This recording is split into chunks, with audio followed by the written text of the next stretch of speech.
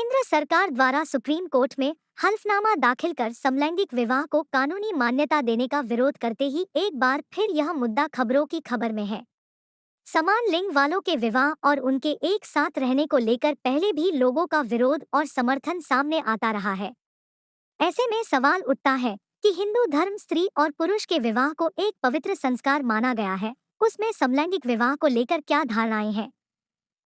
खास तौर पर तब जबकि कुछ एक पौराणिक कथाओं में स्त्री के पुरुष में परिवर्तित हो जाने के बाद दूसरे पुरुष के साथ विवाह का प्रसंग मिलता हो।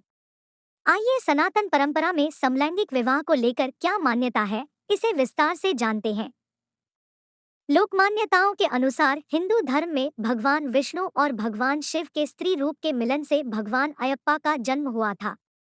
इसी प्रकार एक श्राप के चलते राजा इल के स्त्री रूप में परिवर्तित होने के बाद ही उनका विवाह बुध से हुआ, लेकिन किसी देवी का अन्य देवी या फिर किसी देवता का किसी अन्य देवता के साथ विवाह का कोई जिक्र नहीं मिलता है।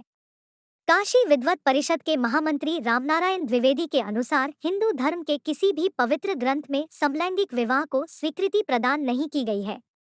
महामंत्री द्विवेदी के अनुसार यह बिल्कुल भी शास्त्र सम्मत नहीं है। यही कारण है कि हमारे ऋषिमुनियों ने न तो इसकी इजाजत दी और न ही कहीं इसका उल्लेख किया। समलैंगिक विवाह समाज में कुरीति पैदा करने वाली परंपरा है। सबसे खास बात यह कि ऐसे विवाह की कोई सामाजिक उपयोगिता भी नहीं है। द्विवेदी के अनुसार पौराणिक कथाओं में स्त्री शापवश या किसी अन्य कारण से स्त्री से पुरुष होने का प्रसंग तो मिलता है, लेकिन किसी पुरुष का पुरुष से या फिर स्त्री का स्त्री से विवाह होने का कोई भी जिक्र नहीं मिलता है। द्विवेदी के अनुसार ऐसा विवाह करने वाले लोगों का दर्शन करने का ही बड़ा दोष लगता है। ऐसे में इस विवाह को बिल्कुल भी मान्यता नहीं दी जानी चाहिए। हिंदू महासभा के अध्यक्ष स्वामी चक्रपाणी के अनुसार इस संसार के सबसे पहले ट्रांसजेंडर का नाम राजा इल था। मान्यता है कि एक बार वे शिवलोक के उस प्रतिबंधित क्षेत्र में प्रवेश कर गए थे जहां पर भगवान शिव और माता पार्वती विश्राम किया करते थे। मान्यता कि उस प्रतिबंधित क्षेत्र में जाना वाला कोई भी पुरुष व्यक्ति स्त्री में परिवर्तित हो जाया करता था। इस कारण राजा इला में परिवर्तित हो गए और उनका बाद में विवाह बुध से हुआ और उनसे पुरुरवा नाम की संतान हुई।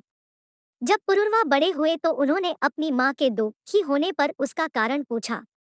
जब उन्हें सच्चाई ज्ञात हुई तो उन्होंने शिव साधना करके राजा इल को इस श्राप से मुक्ति दिलाई। समलैंगिक विवाह को मान्यता देने का न सिर्फ केंद्र सरकार बल्कि साधु संत भी पुरजोर विरोध कर रहे हैं।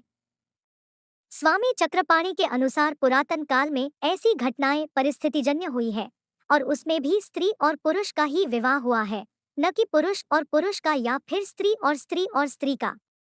स्वामी चक्रपाणी के अनुसार यह अवगुण देवताओं में छोड़िए असुरों में भी नहीं था। इस अनैतिक कार्य को न तो मान्यता देना चाहिए और न ही होने देना चाहिए, क्योंकि यह मानसिक विकृति है।